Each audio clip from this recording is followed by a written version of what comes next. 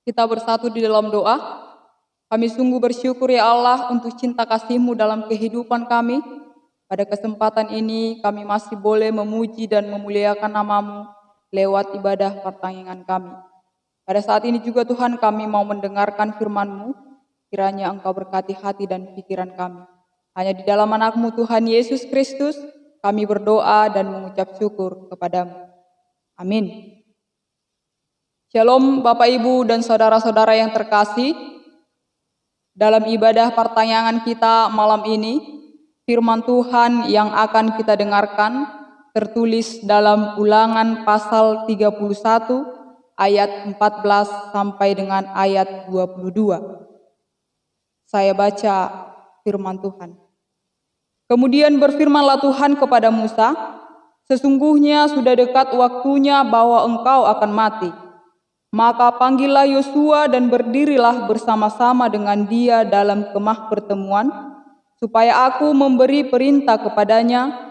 Lalu pergilah Musa dan Yosua berdiri dalam kemah pertemuan.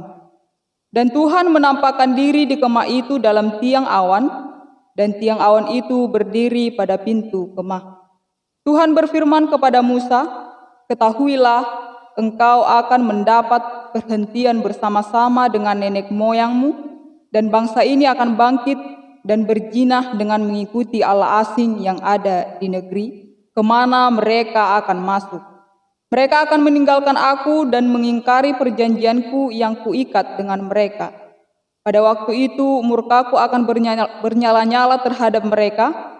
Aku akan meninggalkan mereka dan menyembunyikan wajahku terhadap mereka, sehingga mereka termakan habis dan banyak kali ditimpa malapetaka serta kesusahan. Maka pada waktu itu mereka akan berkata, bukankah malapetaka itu menimpa kita, oleh sebab Allah kita tidak ada di tengah-tengah kita?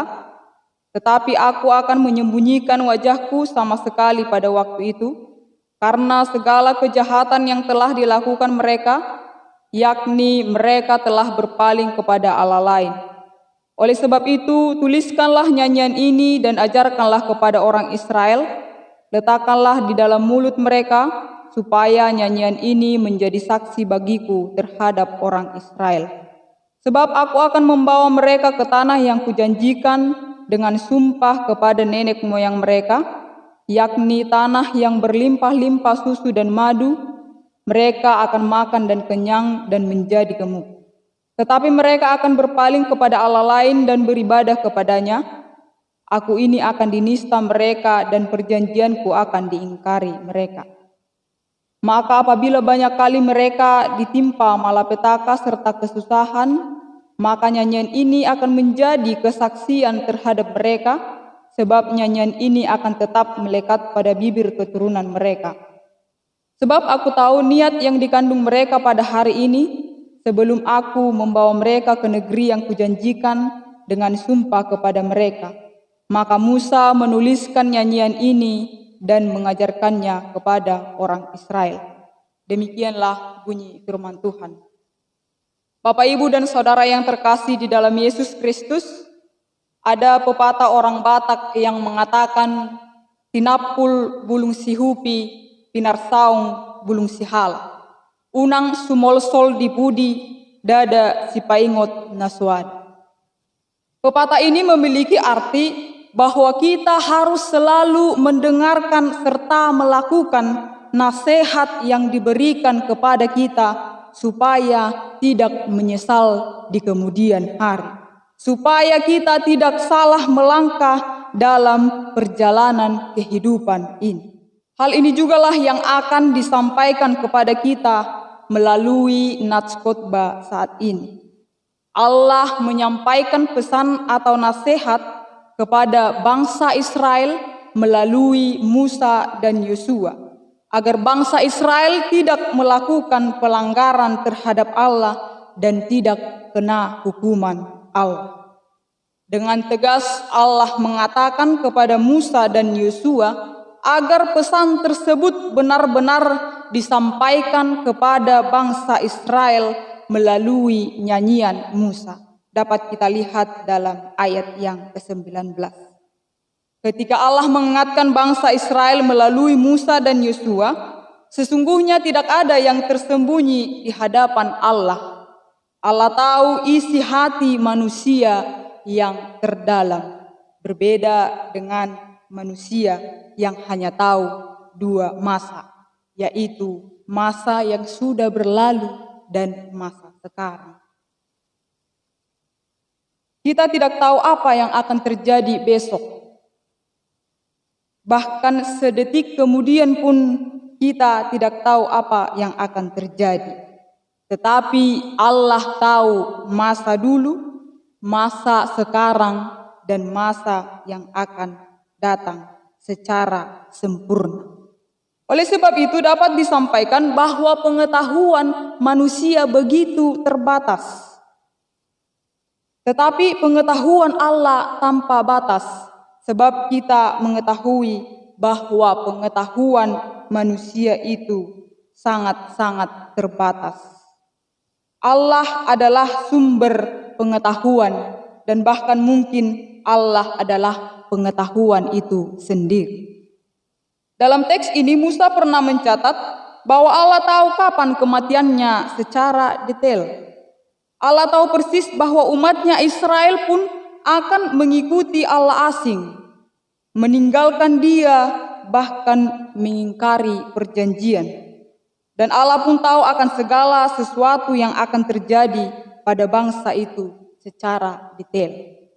Bapak, Ibu, dan Saudara yang terkasih di dalam Yesus Kristus, Allah juga tahu bahwa bangsa Israel akan berpaling dari Allah dengan mendirikan patung emas ketika Musa naik ke Gunung Horeb.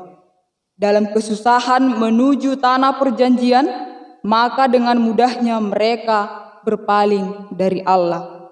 Holan hurang otik si panganon, pitor marungutungut. Pada saat itu bangsa Israel lupa akan penyertaan Allah kepada mereka selama perjalanan dari Mesir menuju tanah perjanjian itu. Inilah yang menjadi gambaran bangsa Israel, yaitu bangsa yang tidak setia. Bangso nasoolo sabar paimahon. Bapak, Ibu, dan Saudara yang terkasih, yang menjadi bahan perenungan bagi kita adalah bagaimana kita ketika sedang menghadapi kesulitan, pergumulan yang berat di tengah-tengah kehidupan kita. Apakah kita pernah bersikap seperti bangsa Israel yang selalu bersungut-sungut ketika menghadapi kesusahan hidup, atau merasa bahwa Allah sudah tidak peduli lagi dengan kita? Nunga godang tajalo nadenggas ya debata, alai murahita manarita dohot manibil. Ala somalum sian parsahiton dung dibuat tu medis, pitorlau hita tu hagogoon ni portibion. Sotung do asa naik pangkat, manang asa dapot karejo, manang asa dapot jodoh, manang pariana konon, gabelau hita tu pusuk buhit, manang ulpuhan ni hadatuon. Atau pada saat ini di situasi pandemi COVID-19, kita malah menyalahkan Tuhan dengan kejadian ini. Kita mengabaikan peribadahan di rumah masing-masing dan mengatakan bahwa Tuhan tidak ada, karena sampai saat ini COVID-19 belum berlalu. Jika hal demikian masih kita lakukan, berarti kita tidak ada bedanya dengan bangsa Israel yang tidak setia kepada Allah. Bapak, Ibu, dan Saudara yang terkasih di dalam Yesus Kristus, perikop ini menunjukkan bahwa Allah mengungkapkan keprihatinannya terhadap pengkhianatan bangsa Israel di kemudian hari.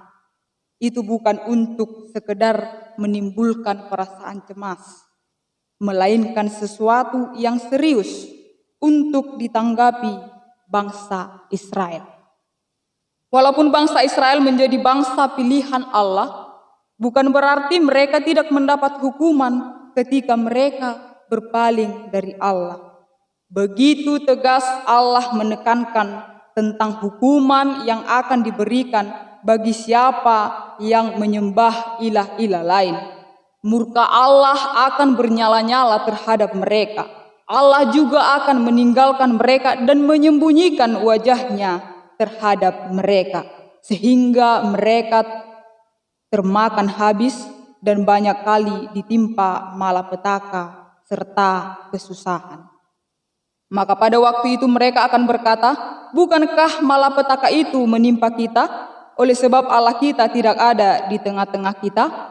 Begitu jelas terlihat bahwa apa yang dirasakan oleh bangsa Israel seakan-akan Allah sudah mencabut pemeliharaan dan penyertaannya kepada bangsa Israel. Saudara-saudara yang terkasih di dalam Tuhan Yesus Kristus, sesungguhnya kepedulian Allah hingga saat ini tidak pernah berakhir dan pemeliharaannya selalu hadir setiap saat. Dan Allah peduli, itu juga yang senantiasa bersama-sama dengan kita. Di dalam penderitaan yang kita alami, Allah tidak pernah meninggalkan kita sedetik pun. Dia adalah Allah yang kekal untuk selama-lamanya. Oleh sebab itu, janganlah mencari pertolongan kepada ilah lain, karena kita mempunyai pergumulan dalam hidup kita. Allah yang memperkenalkan diri kepada Musa adalah Allah yang mendengar dan mengetahui apapun yang dialami oleh umat pilihannya. Dengan demikian, sepantasnya kita harus bersyukur memiliki Allah yang begitu peduli dan turun tangan mengatasi pergumulan umatnya. Rasa syukur kita dapat kita wujudkan dengan berbagai cara. Apakah dengan nyanyian, apakah dengan ibadah keluarga atau pertanian, ataupun ucapan syukur dari apapun yang kita lakukan dalam kehidupan kita. Semoga Tuhan selalu menguatkan kita untuk melakukan firman-Nya. Amin. Tuhan Yesus memberkati. Kita berdoa. Terima kasih Tuhan Yesus untuk sapaan firman-Mu yang boleh kami dengarkan pada malam hari ini. Melalui firman-Mu kami diingatkan bahwa kami akan selalu menyerahkan kehidupan kami hanya ke dalam tangan pengasihan-Mu ya Tuhan. Biarlah Engkau yang bekerja di dalam kehidupan kami ya Tuhan. Biarlah hidup kami dan apa yang kami lakukan seturut dengan kehendak-Mu. Bapa kami yang di sorga, kami juga berdoa untuk seluruh jemaat-Mu Seresot HKBP Martoba, dimanapun mereka berada pada saat ini ya Tuhan, kiranya Engkau selalu menyertai mereka ya Tuhan. Lindungi setiap kehidupan mereka ya Tuhan, tambahkan sukacita daripada Engkau, agar mereka boleh bersukacita menjalani kehidupan mereka ya Tuhan. Biarlah apa yang terjadi di negara kami ini ya Tuhan, sebagai pelajaran hidup yang boleh kami pelajari dengan baik. Ya Tuhan, kami juga berdoa untuk saudara-saudara kami ya Tuhan, yang terdampak COVID-19 pada saat ini. Engkaulah yang selalu memberikan berkat-Mu dalam kehidupan mereka ya Tuhan, agar mereka boleh bersukacita di dalam menjalani hari-hari mereka ya Tuhan. Mereka juga boleh memuji dan memuliakan nama-Mu dalam kehidupan mereka. Ya Tuhan, hanya ke dalam tangan pengasihan-Mu kami serahkan jiwa dan raga kami. Hanya di dalam anak-Mu Tuhan Yesus Kristus kami berdoa dan mengucap syukur kepada-Mu. Amin.